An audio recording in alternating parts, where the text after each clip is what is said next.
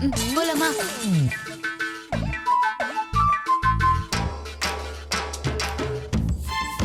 இப்படியே வா.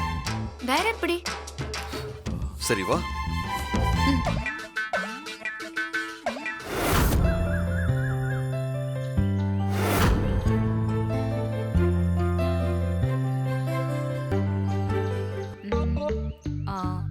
நீ சொன்னது கரெக்டா நடக்கும் தானே?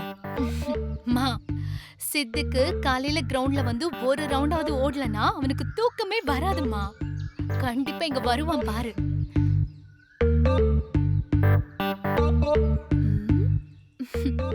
நான் சொன்னேன்லம்மா, வந்துட்டான் பாரு. ஆனா கூட அந்த எக்ஸ்ட்ரா ஃபிட்டிங் வேற வருதே, அதான் கடுப்பா இருக்கு. நீ சித்தார்த்த கவனிச்சுக்க, அந்த எக்ஸ்ட்ரா ஃபிட்டிங்க நான் கவனிச்சுக்கிறேன். அப்படியாம்மா? சித்தார்த் கிரவுண்ட்ல ஓட போறான். பொம்மி டார்ச்சர் தாங்காம அவ ரூம்க்கு ஓட போறா, பாத்துக்க.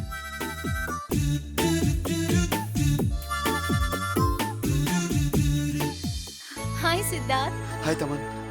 Hi aunty. ஹாய்.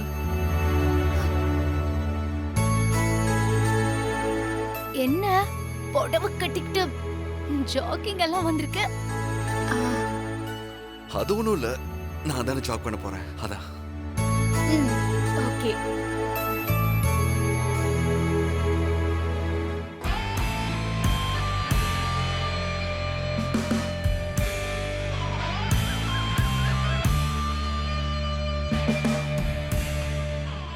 சரிங்க ஆண்டி, நான் ஜாக் பண்றேன். Okay sir. சரிம்மா, நானும் ஜாயின் பண்ணிக்கிறேன். சரி, பை. ஓகே தமன்னா. பாத்தியா பூமி, சித்தார்த்துக்கும் தமன்னாவுக்கும் எவ்வளவு ஜோடி பொருத்தம்னு? அவ அழகு அறிவு எல்லாத்துக்கும் பொருத்தமான ஆளு சித்தார்த் தான். அவங்க 2 பேருக்கும் கல்யாணம் நடந்திருந்தா இந்நேரம் எவ்வளவு சந்தோஷமா இருந்திருப்பாங்க. காலங்காத்தால சித்தார்த் இந்த கிரவுண்டுக்கு வரான். அவ முகத்துல சந்தோஷ கலையே இல்ல, எதையோ பறி கொடுத்த மாதிரி வந்து நிக்கிறான். அதுக்கு காரணம் பக்கத்துல இருக்கிற நீ. எனக்கு தெளிவா புரியுது. இதுவே தமன்னா அவன் லைஃப்ல இருந்திருந்தா அவன் மொத்த லைஃபும் கலர்ஃபுல்லா இருந்திருக்கும். நீ குறுக்க புகுந்த மொத்தத்தையும் நாசம் பண்ணிட்ட. சித்தார்த்தோட எதிர்காலமே போயிடுச்சு. எல்லாமே உன்னாலதான், தெரியுமா? ஹே, என்ன சிரிக்கிற? சித்தார்த்த சாரு காலையில ஜாகிங் பண்ண போறேன்னு சொன்னாரு. எனக்கு அது தெரியாம ஜாகிங் பண்ண போறீங்களான்னு கேட்டேன். ஆனா அவரு ஜாகிங் பண்றாரு, நீங்க எங்க வந்து ஜோகிங் பண்றீங்க. ஜோகிங்னா காமெடி பண்றதாமே.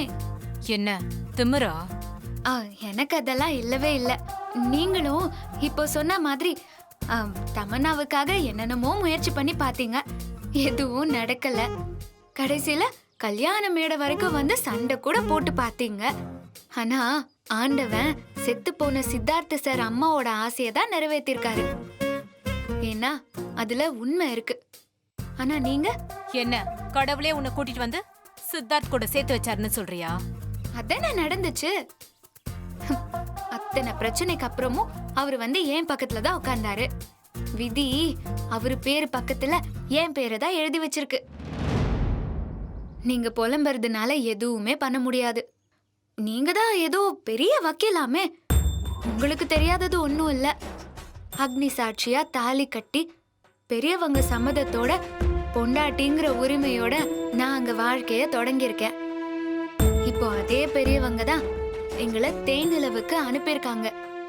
உங்களால புலம்புறத தவிர வேற எதுவுமே பண்ண முடியாது. என்னடி விட்டா ஓர பேசிட்டே போற? வாய்க்கொழுப்பா உன்ன?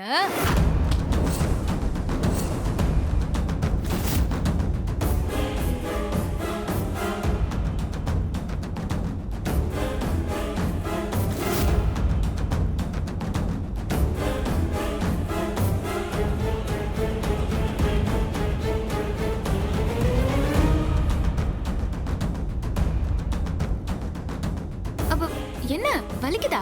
விட கைய. ஏன் சித்தார்த்த சார் பாத்துருவாரா? அவமானமாயிருமா? விட. ஐயோ வலிக்குது, விட. வலிக்கட்டுங்க, வலிக்கட்டும். அதுக்கு தானே அமக்கிறதே. இந்த கையே கம்ப்யூட்டரை வலிக்காம தட்டி கொடுக்கற கையே. ஏன் கையே கரண்டி புடிச்சு வண்டி ஓட்டி சின்ன வயசுல இருந்தே ஊருக்கு உழைச்சு கொட்டி உரமேறின கை.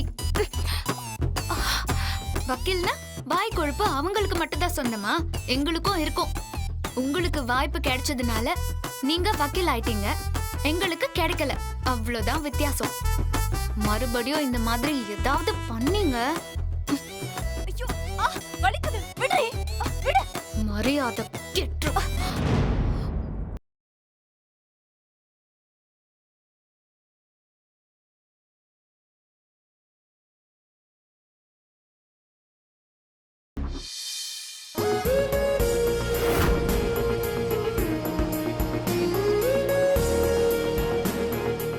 ராகுல், ஜாகிங் போறதுக்கு எதுக்கு சன்கிளாஸ் எல்லாம் மாட்டிட்டு வந்திருக்க?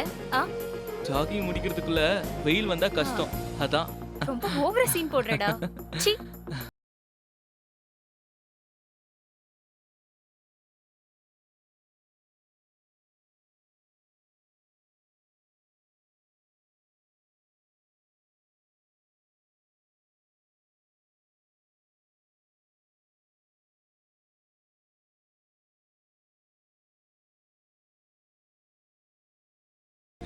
பரவாயில்லையே, ரொம்ப சின்சியரான பையனா தான் இருக்க. காலங்கத்தால இப்படி எந்திரிச்சு வந்து எக்ஸசைஸ்லாம் பண்ற? இல்ல மேடம், நான் எங்க இருந்தாலும் காலையில வாக்கிங் எக்ஸசைஸ்லாம் பண்ணிடுவேன் மேடம். அந்த அளவுக்கு ஐடியா நீ?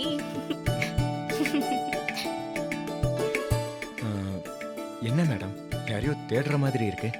இல்லடா தம்பி, காஃபி சொல்லிருந்தேன், அதுதான் காணும் தேடிட்டு இருக்கேன்.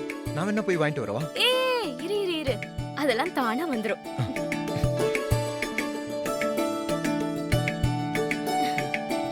இந்தா போட்டுக்கோ. ஏய் எதுக்குடா? இப்ப நான் உன்னை சீன் போடுறேன்னு சொன்னேனே, அதுக்கு தானே? இந்தா சரி, நீ சரி. வச்சுக்கோ. என் ஏஞ்சல யாரும் டிஸ்டர்ப் பண்ணக்கூடாது, அது சூரியனா இருந்தாலும் சரி. இந்தா போட்டுக்கோ. தேங்க்யூ. மேடம், அவங்க காஃபி கொண்டு வர மாதிரி தெரியல, நான் போய் வாங்கிட்டு வந்துடுறேன் மேடம். ஓகேடா. ரொம்ப லாயலான பையன். இந்த காலத்துல இந்த மாதிரி ஆட்களை பார்க்கறது ரொம்ப அபூர்வம். அதுக்கு தான் உனக்கு பாடி கடை ஃபிக்ஸ் பண்றியா? ச்சே, ஏய் என்ன நீ? அவன் ஏதோ இந்த நேரத்துல இங்க இருந்தா ஹெல்ப் பண்றான், அவ்வளவுதான்.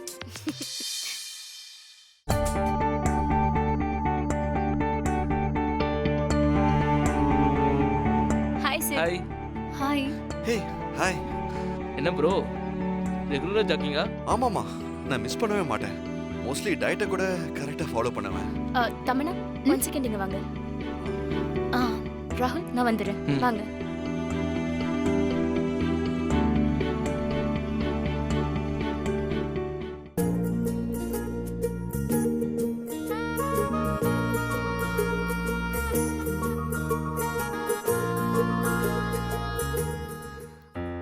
நல்லா இருக்கு இந்த ட்ரெஸ். Thank you ma'am. என்ன திடீர்னு ஜாகிங்லாம்? ஒன்னும் இல்ல, சித்தார்த் தனியா வந்தா அதான். இங்க பாரு, சித்தார்த் பொம்மி 2 பேரும் சேர்ந்து இங்க ஹனிமூன் வந்திருக்காங்க. சித்தார்த் உன் ஃப்ரெண்ட் தான், கொலிக் தான். இருந்தாலும் சித்தார்த்க்கும் பொம்மிக்கும் நடுவுல நீ வராம இருக்கிறது தான் நல்லது. பாவம் பொம்மி, அவங்களுக்கு எதுவுமே தெரியாது. ஏய், நான் ஏதோ தப்பான அர்த்தத்துல சொல்றேன்னு நினைச்சுக்காத. இதே இடத்துல சித்தார்த் கூட பொம்மி நடந்து போனா இன்னும் கொஞ்சம் அவங்க 2 பேருக்கு நடுவுல அண்டர்ஸ்டாண்டிங் வரும். ஏற்கனவே அவங்களுக்குள்ள கிளாஷ்னு சொல்லி அப்பா சொல்லிட்டு இருந்தாங்க. அண்ட் கல்யாணம் வேற ஏதோ ஆக்சிடென்டல் மேரேஜா. அவருக்கு கல்யாணம் ஆனதையே எங்ககிட்ட இருந்து மறைச்சிருக்காரு. என்னதான் ஒரு ஃப்ரெண்டா இருந்தாலும் ஒரு லிமிட் இருக்குல்ல, அந்த லிமிட் என்னன்னு உனக்கு புரியும்னு நினைக்கிறேன். யா ஷூர் மேம், நான் பாத்துக்கிறேன். ஓகே, அம்மா வெயிட் பண்ணுவாங்க, நான் கிளம்புறேன். Yeah carry on. Okay. Okay bro, Bye. By.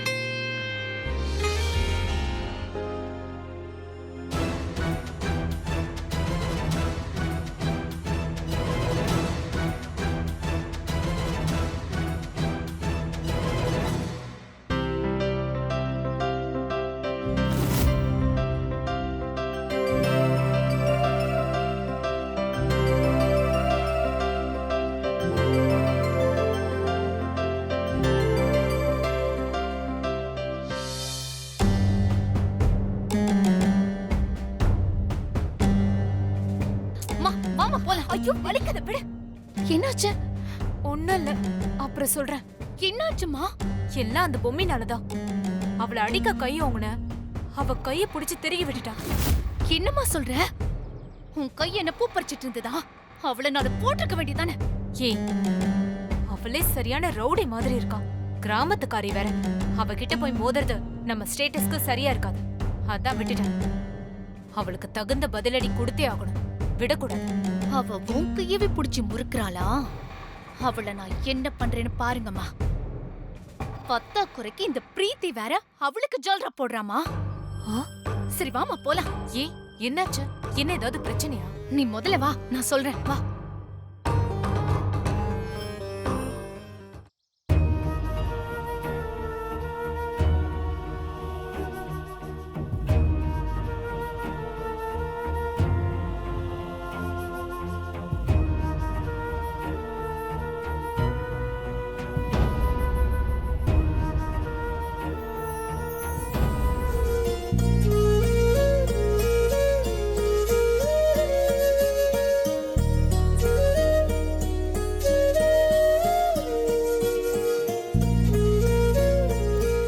Hi பூமி. என்ன இந்த நேரத்துல இங்க தனியா உட்கார்ந்திருக்கீங்க? உங்க ஹஸ்பண்டோட ஜாகிங் வாக்கிங்லாம் போலையா? இல்ல மேடம். ஏன்? சித்தார்த்த சார் பேசுறது பாதி விஷயம் எதுவும் புரியாது. தசு புசுன்னு பேசுவாங்க. அதனாலதான் நான் அவருக்கு தொல்லையா இருக்க கூடாதுல்ல. என்ன பேசுறீங்க? புருஷ கூட பொண்டாட்டி வாக்கிங் போறது எவ்வளவு ஒரு சந்தோஷமான விஷயம். அதுக்கு படிச்சிருக்கணும், அவங்களுக்கு சரிசமமா விஷயங்கள் தெரிஞ்சிருக்கணும்னு அவசியமே இல்ல. இவ்ளோ பேசுறீங்கல்ல, நான் ஒண்ணு கேக்கட்டா? சித்தார்த்துக்கு எத்தனை விசில் அடிச்சா குக்கர் இறக்கணும்னு தெரியுமா? அதிரசம் எந்த பக்குவத்துல பிசையணும், எவ்ளோ நேரம் வேகணும், அதை எப்போ எடுக்கணும்னு அவருக்கு தெரியுமா? சொல்லுங்க. எல்லாம் துவைக்க தெரியுமா, கூட்ட தெரியுமா, மோப்பட தெரியுமா?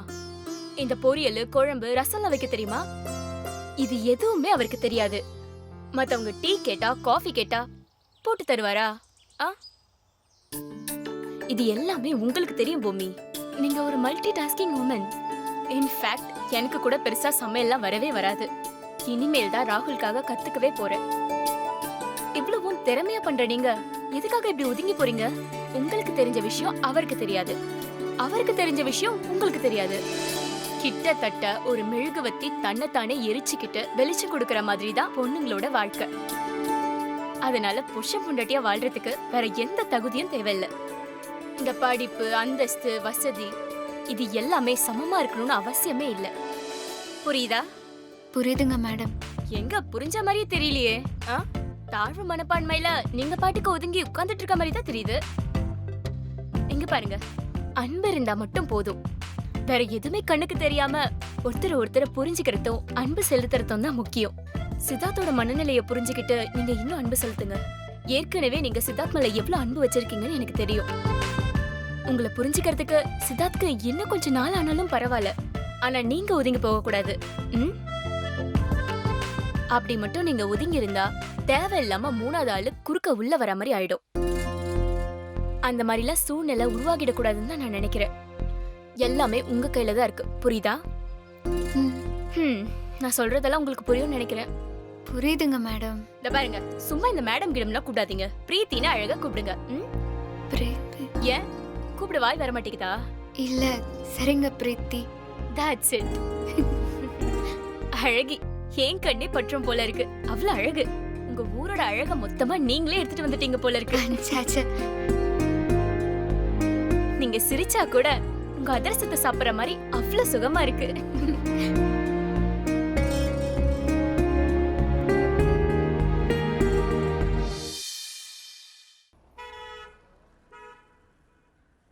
சார், கடைக்கு ஒருத்தர் வந்திருக்காரு.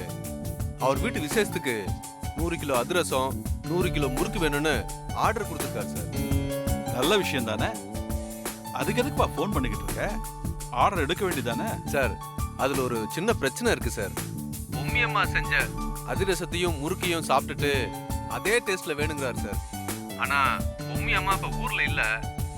ஜெகதீஷ் சார்கிட்ட ஃபோன் பண்ணி பேசலான்னு பார்த்தா அவர் ஃபோன் நாட் ரீச்சபிள் இருக்கு. சரி, நான் பத்மநாபன் கிட்ட பேசிட்டு கால் பண்றேன். பது பது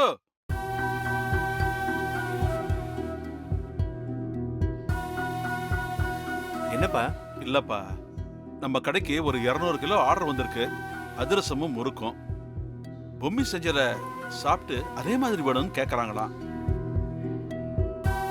இங்க இருக்கிற ஆளுங்களை வச்சு அதே பக்கத்துல செஞ்சு தர முடியுமா? ஏன்பா, நீங்க தான் அந்த கடையை பொம்மியும் ஜெகதீஷும் பாத்துக்குவாங்கன்னு சொல்லிட்டீங்க. அந்த கடைக்கு வந்து ஆடுற நான் எதுக்கு எடுத்து செய்யணும்? கொஞ்சம் கூட பொறுப்பு இல்லாம கடையை விட்டுட்டு எங்கேயோ போயிருக்காங்க. இந்த பாருங்கப்பா, அவங்களையே வர வச்சு செய்யுங்க. எனக்கு அதெல்லாம் தெரியாது. பத்து, என்னடா சம்மந்தம் இல்லாதவ மாதிரி பேசுற? சித்தார்த் பொம்மியோட ஹனிமூன் போயிருக்கான். இந்த நேரத்துல இப்படி பேசுற? அவனா போகல, நீங்க போக வச்சிருக்கீங்க. எனக்கு என்ன, இந்த வீட்ல நடக்கிறது எதுவும் தெரியாதுன்னு நினைச்சிட்டு இருக்கீங்களா? டேய், அப்படியே போனாலும் சந்தோஷம் தானடா. சித்தார்த்த யாரோ மாதிரி பேசிக்கிட்டு இருக்க. உன் பையன் தானடா. அவ அப்படி நினைக்கலையே. எவ்வளவு நாளைக்குடா பழசையே பேசிட்டு இருக்க போற? இங்க பாரு, சித்தார்த் தனியா போயிட்டான். ஜெகதீஷ் பின்னாலேயே பொம்மியை கூட்டிட்டு போனவன் அங்கேயே தங்கியிருக்காண்டா. அதனாலதான் இந்த சூழ்நிலை. அத புரிஞ்சுக்காம அடம் பிடிச்சு இப்படி பொறுப்பில்லாம பேசுற? அம்மா, எனக்கு வேற கடைகளை பாத்துக்கிற பொறுப்பு இருக்கு. பொறுப்பு எடுத்துக்கிட்டாங்கல்ல பெருசா, அவங்கள வந்து பொறுப்பை நிறைவேற்ற சொல்லுங்க. தாத்தா தாத்தா, ஆ, பொம்மி அண்ணி லைன்ல இருக்காங்க. இந்தாங்க. கொண்டாமா. சொல்லுமா பொம்மி. தாத்தா, அங்க நடக்கிற எல்லா விஷயத்தையும் ரம்யா சொன்னா. இதுக்காக அவசரப்பட்டு நீ எந்த சிரமமும் எடுத்துக்காத பொம்மி. நாங்க பாத்துக்கிறோம். நம்ம கடை ருசி பிடிச்சிருக்குன்னு நம்மள தேடி வந்திருக்காங்க. அவங்கள திருப்பி அனுப்புறதுல என் மனசு ஒப்பல தாத்தா. நான் இங்க இருந்தே அந்த ஆர்டரை எடுத்து பண்ண முடியும்னு தோணுது. எப்படிமா? கடையில வேலை பாக்குறவங்கள கூப்பிட்டு நான் ஏற்கனவே பேசிட்டேன். நான் இங்க இருந்தே பக்குவமா சொல்லி அதிரசம் முறுக்கு ரெண்டையும் செஞ்சு தர சொல்ல போறேன். அதனால நான் செய்யற அதே ருசிய ஆளுங்க மூலமா செஞ்சு இப்ப வந்திருக்கிற கஸ்டமர்ஸுங்களுக்கு அவங்க கேக்குற அதே தேதிக்குள்ள ஸ்வீட் காரத்தெல்லாம் ஒப்படைச்சிடலாம் தாத்தா. நல்ல வேளைமா, நீ மட்டும் இப்ப போன்ல பேசி இப்படி ஒரு விஷயத்த சொல்லலன்னா பத்து பேச்ச கேட்டு அந்த ஆர்டரை எடுக்க வேண்டாம்னு சொல்லிருப்பேன். ஐயோ வேண்டாம் தாத்தா, அந்த ஆர்டரை எடுத்துக்கோங்க தாத்தா. சரிம்மா. ம். டேய் பத்து, பொம்மி பொறுப்பேத்துக்கிட்டா. நான் பாத்துக்கிறேங்கிற வார்த்தைய அங்கிருந்து கூட தெளிவா சொல்றா. அவ அங்கிருந்தே போன்ல இன்ஸ்ட்ரக்ஷன்ஸ் கொடுத்து அதிரசமும் முறுக்கும் செய்ய சொல்றேன்னு சொல்லிட்டா. இங்க பாருடா, நீ ஒரு பிரச்சனைன்னு வந்த உடனே ஜெகதீஷையும் பொம்மியையும் பழி வாங்குறதா நினைச்சு நம்ம கடை பேரை கெடுக்க பாக்குற. ஆனா இப்ப என்னாச்சு? பொம்மி இந்த பிரச்சனைய தான் தலையில தூக்கி போட்டுக்கிட்டு பிரச்சனையை தீக்கிறதுக்கு நான் ஆச்சுன்னு பொறுப்பெடுத்துக்கிட்டு நிக்கிறேன். இப்ப புரியுதா எதுக்காக அந்த கடை பொறுப்பை அவகிட்ட கொடுத்தேன்னு? ஏதோ திட்டின. இப்ப தெரியுதா அவளை பத்தி? இதுதான் பொம்மிங்கிறது. நீங்களே தலையில தூக்கி வச்சுட்டு ஆடுங்க. நான் அதுக்கெல்லாம் ஆடு இல்ல.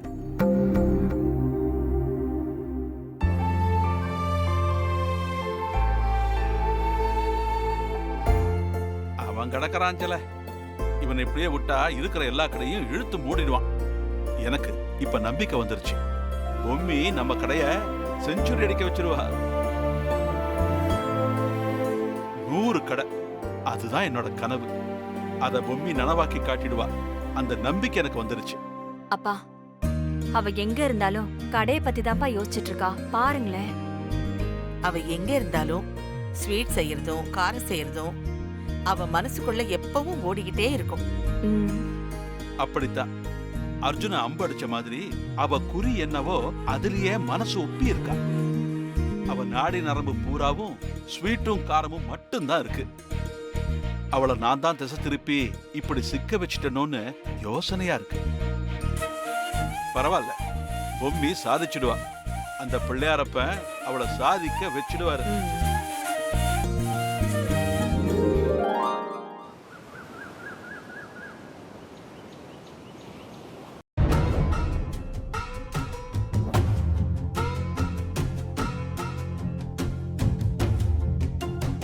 தமன்னா, இப்படியே உட்கார்ந்துட்டு இருந்தா எப்படி? போய் குளிச்சிட்டு ரெடியாகு. ஏமா ஏன் எனக்கு மட்டும் ஏன் இப்படி நடக்குது? அந்த பொம்மிக்கு மட்டும் எல்லாருமே சப்போர்ட். வீட்டுக்குள்ளேயும் சரி வெளியிலயும் சரி இந்த பிரீத்தி என்னடானா ஒரேடியா அவளுக்கு சப்போர்ட் பண்ணி என்ன கேவலமா பேசுறான். முதலாளி பொண்ணுங்கறதால அவளை நான் சும்மா விட்டேன், இல்லைன்னா நடக்கிறதே வேற. ஏய், கத்தி தொலைக்காத, அவங்க காதல விழுந்துற போது. விடட்டுமா? என்ன எனக்கு என்ன பயமா? இவங்களை விட்டா வேற எங்க எனக்கு வேலை கிடைக்காதா என்ன? வேலை கிடைக்கும். அங்க சித்தார்த் இருப்பானா?